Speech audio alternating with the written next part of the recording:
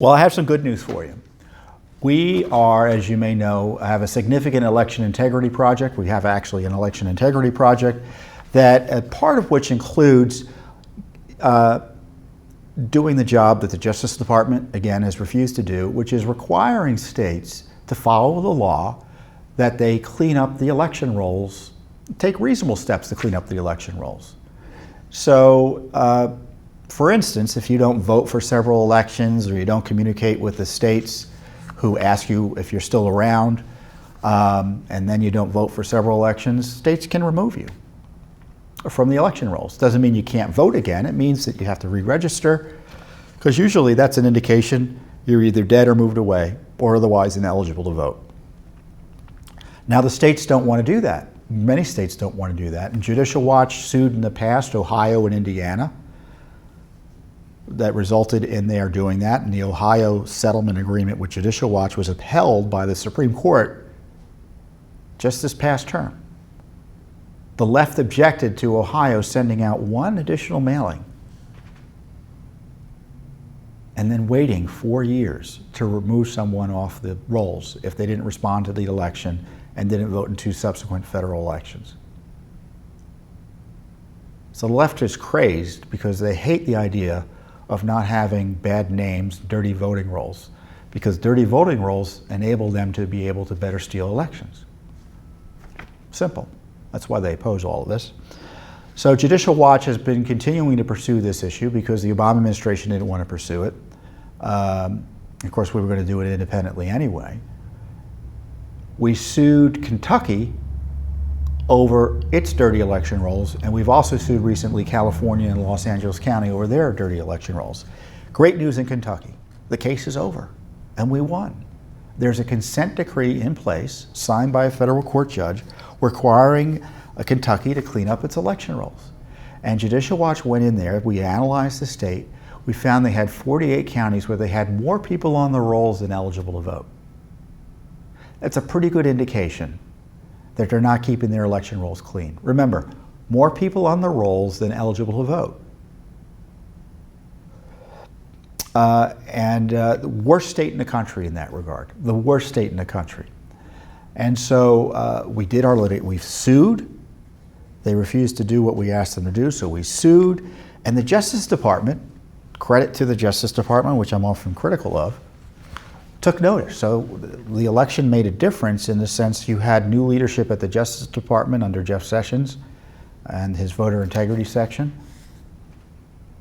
They came in and also said, Judicial Watch is right here. You need to do something. So the Justice Department also, following our lead, intervened. And it resulted in a consent decree that includes, I don't want to read all the steps, at least 12 or 13 steps Kentucky is going to take in order to maintain cleaner election rolls. What a great victory that is. What a great victory that is. We're going to have cleaner election rolls and cleaner elections in Kentucky. So voters in Kentucky, good news for you, and voters across America, because of how voters vote in Kentucky, they send representatives to Congress and elsewhere, impacts Americans as well. So that's great news. Now, we're still pursuing our California lawsuit because California is also a mess. Los Angeles, I think, has, I don't have the numbers here in front of me, but I think I'm tempted to say, well, like 114% of their voters on the election rolls. California statewide is a mess. Generally speaking, California doesn't remove you from their election rolls, despite you never voting, despite you dying, it looks like. They just don't do it. They, quote, call you inactive, but you're still on the rolls, and if someone shows up and says you're person X, they'll let you vote, as long as you're on the rolls. What a recipe for fraud. So we're hoping that case is resolved favorably as well. But again, it's Judicial Watch doing the heavy lifting here.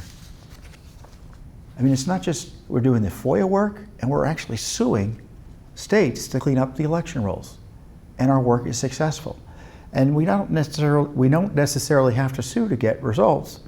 We send letters out, And oftentimes states and localities will respond favorably to the warning letters saying, oh, thanks for notifying us, or we got your letter, we took steps to clean up the rolls.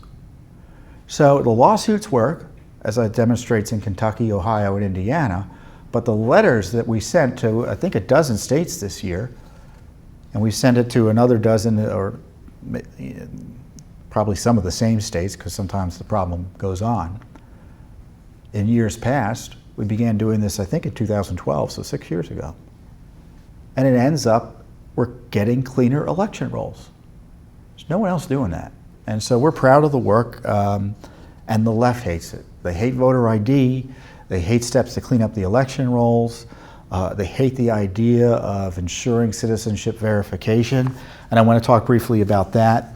We put a new video out, well, it's actually a recycled video because I had given a speech last year to the Remembrance Project, which is a group that advocates for the victims' family members of those who were killed by illegal alien criminals. And I made the point that it's not just stolen lives, but it's stolen rights we have with a large alien population here in the United States, both legal and illegal. So there was a study by Old Dominion University, professor there, I think Professor Richmond, and he did analysis of election rolls and voting patterns, I think in 2008, 2010.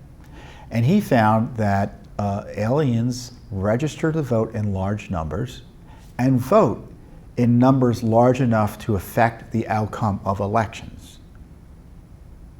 And that those outcomes specifically he thought were affected by aliens illegally voting resulted in Al Franken being elected to the Senate in Minnesota, which was the 50th vote or 51st vote for all sorts of things Obama was able to do his first year in office, the stimulus, Obamacare and such.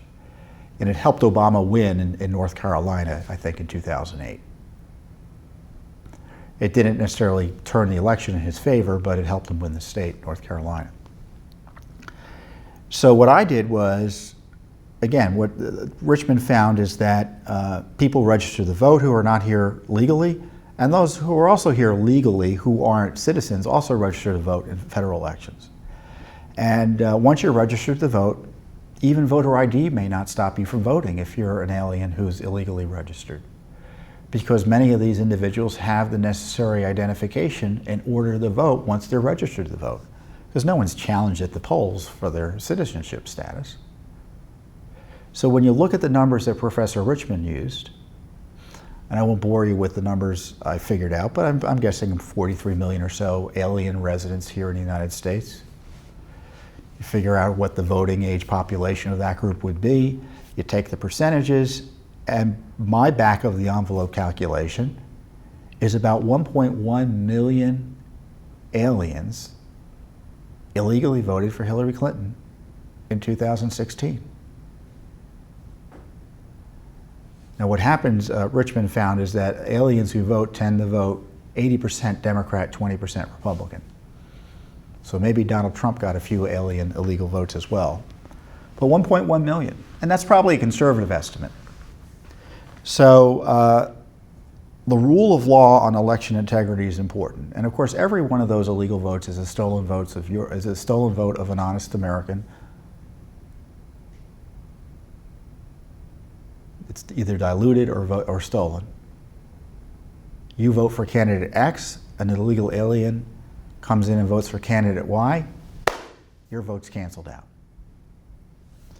So that's a significant crisis, and that's why we need, in my view, citizenship verification in order to register to vote or to vote.